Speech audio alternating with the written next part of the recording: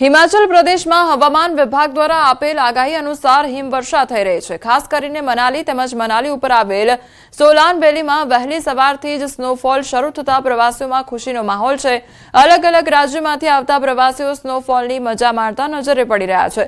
મોટી સંખ્યામાં ગુજરાતીઓ પણ મનાલીમાં ઉમટી રહ્યા છે। તેમજ 1 ફેબ્રુઆરીથી લઈને 3 ફેબ્રુઆરી સુધી અલગ અલગ વિસ્તારોની અંદર સ્નોફોલની આગાહી આપવામાં આવી છે। અત્યારે અમે છીએ હિમાચલના મનાલીમાં આવેલ સોલાંગ વેલીમાં અને અહીંયા હિમવર્ષા જે શરૂ થઈ છે, સ્નોફોલ શરૂ થઈ છે। આ વર્ષની બીજી સ્નોફોલ છે, તેની મજા માણવા લોકો આવી રહ્યા છે અને સ્નોફોલ શરૂ થતાની સાથે જ આપ દ્રશ્યોમાં જોઈ શકો છો કે જ્યાં નજર કરો ત્યાં બરફના થર જ જામેલા જોવા મળી રહ્યા છે અને લોકો જે છે તે અલગ અલગ એક્ટિવિટી કરતા પણ નજરે પડી રહ્યા છે અને મોટી સંખ્યાની અંદર પર્યટકો જે છે તે આ મનાલીના સોલાંગ વેલીની અંદર પહોંચવાનો ટ્રાય કરી રહ્યા છે। 3 દિવસ સુધી જે સતત હિમવર્ષાની જે આગાહી હવામાન વિભાગ દ્વારા કરવામાં આવી રહી છે તેને લઈને મોટી સંખ્યાની અંદર જે પ્રવાસીઓ છે તે પણ અત્યારે મનાલી તરફ પહોંચી રહ્યા છે। આપણી સાથે પ્રવાસી છે। શું નામ છે આપનું, ક્યાંથી આવ્યા છો અને કેટલી મજા આવી રહી છે અત્યારે? મારું નામ મહેન્દ્ર ઠાકોર છે। અમે અમદાવાદથી અહીંયા મનાલીના સોલંગ વેલીમાં સ્નોફોલ જોવા આવ્યા છીએ અને અમે બહુ સમયથી ઇંતજાર હતો કે ક્યારે લાઈવ સ્નોફોલ જોઈએ। એના માટે હવામાન વિભાગને 3 દિવસની આગાહી હતી કે સ્નોફોલ આ 1લી 2જી તારીખ ફેબ્રુઆરીને થવાની છે। એ ધ્યાનમાં લઈ અને ખબર પડી કે ચોક્કસ થવાની જ છે, એટલા માટે કરીને 4x4 ગાડી લઈ અને અહીં આવી ગયા। ખરેખરમાં કહું તો અદ્ભુત નજારો છે। આના કોઈ શબ્દ નથી કહેવાના, પણ રિયલી બહુ જ મસ્ત છે અને તમે આવો તો સેફટી સાથે આવજો અને આગાહી જોઈને જ આવજો જો તમને સ્નોફોલનો શોખ હોય તો। રિયલી બહુ જ મસ્ત છે। જે મનાલીથી જે ઉપરનો વિસ્તાર છે તે વિસ્તારની અંદર માત્ર ને માત્ર 4x4 જે ગાડીઓ છે તે ગાડીઓને જ એલાઉ કરવામાં આવે છે અને આ સ્નોફોલની મજા માણવા માટે દૂર દૂરથી અલગ અલગ રાજ્યોમાંથી મોટી સંખ્યાની અંદર જે પ્રવાસીઓ છે તે પ્રવાસીઓ જે મનાલી અને હિમાચલ પ્રદેશ આવી રહ્યા છે અને ખાસ કરીને મોટી સંખ્યામાં ગુજરાતી જે પ્રવાસીઓ છે તે પણ પહોંચી રહ્યા છે। કિશોર તુવર, ન્યૂઝ 18 ગુજરાતી, મનાલી, હિમાચલ પ્રદેશ। જમ્મુ કાશ્મીરના ભદરવામાં ભારે હિમવર્ષા બાદ બરફ હટાવવાની કામગીરી હાથ ધરવામાં આવી છે। બોર્ડર રોડ્સ ઓર્ગેનાઇઝેશન પર્યટન સ્થળ ગુલદંડા સુધી કનેક્ટિવિટી પુનઃસ્થાપિત કરવા બરફ હટાવવાનું કામ કરી રહ્યા છે, ત્યારે સ્નો કટર અને ભારે મશીનરીથી સજ્જ બીઆરઓની ટીમ યુદ્ધના ધોરણે બરફ હટાવી રસ્તો ખુલ્લો કરવાની કામગીરી કરી રહ્યા છે।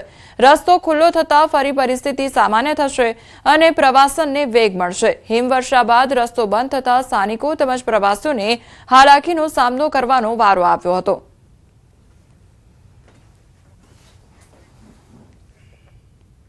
વડોદરાના ગોત્રીમાં દારૂની મહેફિલનો વિડીયો વાયરલ થયો છે। ગોત્રી પોલીસ સ્ટેશનની હદમાં વિદેશી દારૂની બોટલ સાથે પાર્ટી કરવામાં આવી રહી હતી। પોલીસના કોઈ ડર વિના સોશિયલ મીડિયા પર દારૂ પાર્ટીનો વિડીયો અપલોડ થયો। વાયરલ વિડીયોમાં ડાન્સ સાથે દારૂ પીતા નબીરાઓ નજરે પડ્યા છે, તો વાયરલ વિડીયોની ન્યૂઝ 18 ગુજરાતી પુષ્ટિ કરતું નથી। તો દારૂ સાથે મહેફિલ માણવામાં આવી રહી હોય તે પ્રકારનો આ વિડીયો સામે આવ્યો છે। ગોત્રીનો આ વિડીયો હોવાનું માનવામાં આવી રહ્યું છે, તે અંગેનો વિડીયો વાયરલ થયો છે। સોશિયલ મીડિયા પર દારૂ પાર્ટીનો આ વિડીયો વાયરલ થયો છે, તો વાયરલ વિડીયોની ન્યૂઝ 18 ગુજરાતી પુષ્ટિ કરતું નથી। તો ડાન્સ સાથે દારૂ પીતા નબીરાઓ નજરે પડ્યા છે અને તે અંગેનો જે વિડીયો છે તે સોશિયલ મીડિયા પર વાયરલ થયો છે। સંવાદદાતા હાર્દિક અમારી સાથે જોડાઈ ગયા છે। હાર્દિક, દારૂની મહેફિલ માણવામાં આવી રહી છે, શું અપડેટ આખી ઘટનામાં? બિલકુલ, જો સંસ્કારી નગરીના સમાચાર તમે ભૂતકાળમાં પણ જોયા છે કે અહીંયાથી મોટી માત્રામાં દારૂનો જથ્થો ઝડપાય છે અથવા તો દારૂના નશામાં નબીરાઓ બેફામ બને છે। ત્યારે આ પૈકીનો જે આ કિસ્સો કહી શકાય, અહીંયા તો નબીરા એ હદે બેફામ બન્યા છે કે તેઓ માથા પર દારૂની બોટલ મૂકીને ડાન્સ કરી રહ્યા છે અને પોલીસને જાણે પડકાર ફેંકતા હોય તેમ આ પ્રકારની જે કરતૂત છે તેનો વિડીયો સોશિયલ મીડિયા પર અપલોડ કરી રહ્યા છે। ત્યારે આ દ્રશ્યો જોઈ શકાય છે કે ગોત્રી પોલીસ સ્ટેશન જે છે તેની હદમાં આ વિડીયો બનાવવામાં આવ્યો છે અને એની હદમાં જ આ દારૂની મહેફિલ છે તેનું આયોજન કરવામાં આવ્યું હોવાનું અત્યારે સૂત્રોના હવાલેથી માહિતી મળી રહી છે। ત્યારે આ વિડીયો વાયરલ થઈ લગભગ 12 કલાક જેટલો સમય વીતી ગયો છે, પરંતુ હજુ સુધી પોલીસ પાસે આ વિડીયો કેમ નથી પહોંચ્યો તે સૌથી મોટો સવાલ છે। બીજી મહત્વપૂર્ણ વાત છે કે જ્યારે પણ આ પ્રકારના વિડીયો વાયરલ થાય ત્યારે પોલીસ જે છે તે માફી મંગાવીને આવા નબીરાઓને છોડી દે છે, પરંતુ બુટલેગરો સુધી પહોંચવાની પોલીસના જે પનો ટૂંકો પડતો હોય તે આ પ્રકારની સ્થિતિ જે છે તે વડોદરા શહેરમાં સર્જાઈ છે. એટલે ચોક્કસથી પોલીસ જે છે તે બુટલેગરો સામે આંખ આડા કાન કરતી હોય અને આવા નબીરાઓને માત્ર માફી મંગાવીને સંતોષ માનતી હોય તેમ લાગી રહ્યું છે. જે હાર્દિક, આપ જોડાયેલા રહેજો, અન્ય અપડેટ પણ લેતા રહીશું. વડોદરામાં રિક્ષાનો અકસ્માત સર્જાયો અને અકસ્માતની ઘટના સીસીટીવી કેમેરામાં કેદ થઈ છે. પાદરા રોડ પર કંપનીના ગેટ પાસે અકસ્માત થયો હતો. ચાલકે કાબુ ગુમાવતા રિક્ષા પલટી ગઈ હતી.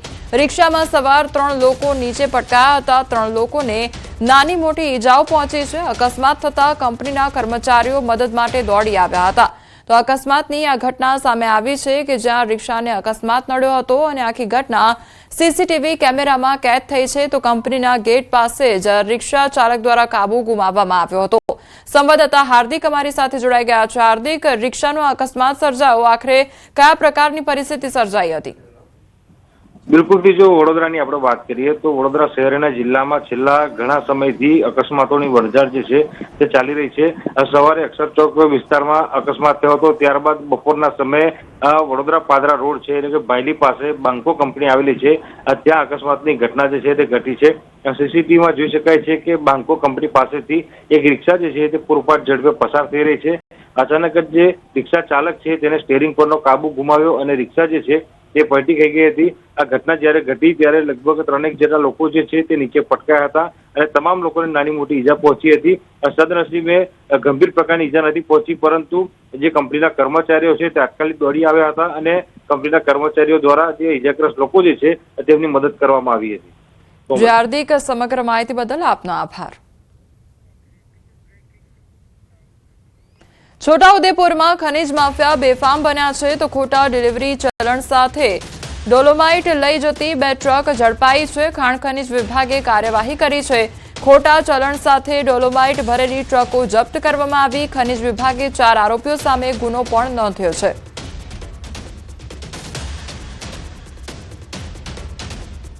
લોકેશ ગ્રેન્ડિંગ ઇન્ડસ્ટ્રી અને પૂજા ઇન્ડસ્ટ્રીની જૂની રોયલ્ટી ઉપર સુધારા ઉધારા કરી અને નવી રોયલ્ટી બનાવી તેનો ખોટી રોયલ્ટીનો સાચા રોયલ્ટી તરીકે ઉપયોગ કરવાની હકીકત સામે આવેલી. જે હકીકતના આધારે રોયલ્ટી ઇન્સ્પેક્ટર તેમનું રોજકામ કરી અને પ્રાઇમરી તપાસ કરી ગઈકાલ તારીખે અત્રે વખતે કુલ 4 આરોપીઓ વિરુદ્ધમાં ગુનો દાખલ કરવા માટેની ફરિયાદ આપેલી છે.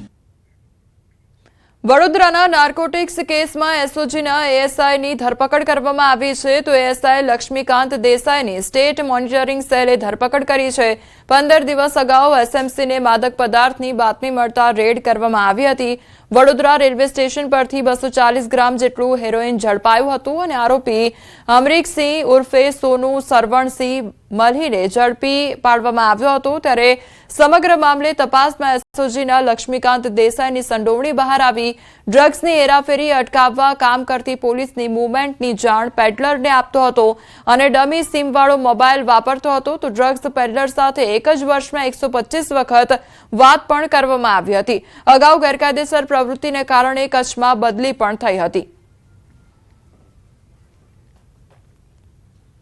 સુરેન્દ્રનગર જિલ્લાના થાન તાલુકાના જામવાડી ગામે પોલીસ અને પીજીવીસીએલની સંયુક્ત ટીમ દ્વારા મેગા સર્ચ ઓપરેશન હાથ ધરવામાં આવ્યું હતું. ચેકિંગ દરમિયાન 57 ગેરકાયદેસર વીજ જોડાણો મળી આવતા અંદાજે 80 લાખ રૂપિયાથી વધુની વીજ ચોરી ઝડપાઈ હતી. ગેરકાયદેસર ખનન, કાર્બોસેલના કુવાઓ તેમજ ગુનાહિત ઇતિહાસ ધરાવતા ઇસમો સાથે સંકળાયેલા સ્થળોએ તપાસ કરી અનેક વાહનો ડિટેઇન કરવામાં આવ્યા હતા. આ કામગીરીમાં 250થી વધુ પોલીસ અને 50થી વધુ પીજીવીસીએલ કર્મચારીઓ જોડાયા હતા. જેના પગલે ગેરકાયદેસર પ્રવૃત્તિ કરનારાઓમાં ફફડાટ ફેલાયો છે.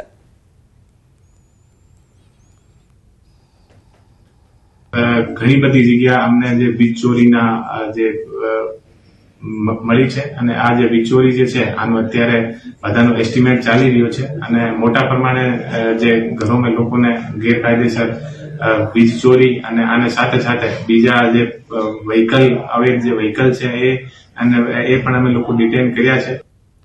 છોટાઉદેપુર જિલ્લાના ગ્રામ્ય વિસ્તારના આદિવાસીઓ દ્વારા ઈંદના ઉત્સવની ઉજવણી કરવામાં આવી. આદિવાસી લોકો લાખો રૂપિયાનો ખર્ચ કરી આનંદ ઉલ્લાસ અને આસ્થાપૂર્વક આ ઉત્સવ ઉજવે છે. જૂની પરંપરા પ્રમાણે ઈંદ અને પાનગા નવેમ્બર મહિનાથી લઈને ફેબ્રુઆરી મહિનામાં બુધવાર અને શનિવારના દિવસે જ ઉજવવાની પરંપરા રહી છે. કવાંટ તાલુકાના બેડિયા ગામના લોકો 90 વર્ષ બાદ દેવોના આયખાઓનું નવીનીકરણ કરવાનો નિર્ણય લઈ ગામના પ્રત્યેક પરિવારે ₹3500નો ફાળો આપી 15 લાખનો ખર્ચ કરી 10 દિવસનો ગામ ગોંદરિયો ઈંદનો ઉત્સવ ઉજવ્યો. તો આપને જણાવી દઈએ કે ગામની સીમમાં ખુલ્લા આકાશમાં અને પ્રાકૃતિક વાતાવરણની વચ્ચે સદીઓ પહેલાથી દેવોના આયખા સ્થાપિત કરવામાં આવેલા છે. જે દેવોના આયખા જીર્ણ અવસ્થામાં આવે ત્યારે ગામની અનુકૂળતા મુજબ બળવા પાસે પૂડી જોવડાવી અને વિધિવત રીતે આયખાઓનું નવીનીકરણ કરવામાં આવે છે. તેને દેવોની પેઢી બદલી તેમ કહેવામાં આવે છે.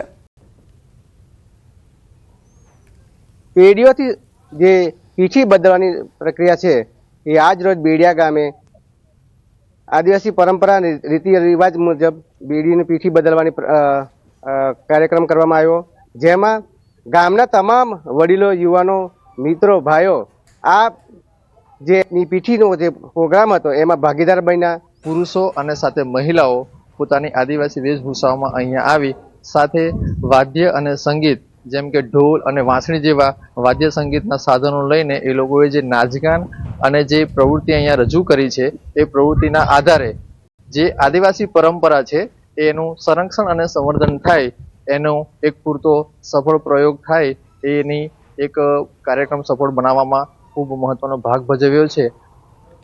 તો ગ્રામ્ય વિસ્તારોમાં ઉજવાતા ઈંદના ઉત્સવોમાં મહિલાઓની પણ સવિશેષ ભાગીદારી હોય છે. ઈંદના 10 દિવસના ઉત્સવમાં મહિલાઓ દેવોને રીઝવવા દેવી દેવતાઓના ગીત ગાય છે, તો પરંપરાગત વસ્ત્રો અને ઘરેણાં ધારણ કરી નાચગાન કરે છે. મહિલાઓએ જેટલું પુરુષોએ કામગીરી કરે છે એમાં ખૂબ સારો સહભાગી બને છે. મહિલાઓએ પોતાનું યોગદાન આપે છે. જ્યારે જ્યારે કંઈ પરંપરાગત રીતે પૂજા વિધિ કરવામાં આવે છે ત્યારે મહિલાઓએ એ વિધિમાં સામેલ થાય છે અને એ વિધિમાં જે કંઈ પરંપરાગત રીતે જે પૂજા વિધિ થાય છે એના ગીતો અને દેવોને રીઝવવા માટેના ગીતો. પોરબંદર જિલ્લામાં 226 વેટલેન્ડ્સમાં 2 દિવસીય પક્ષી ગણતરીનો પ્રારંભ થયો છે.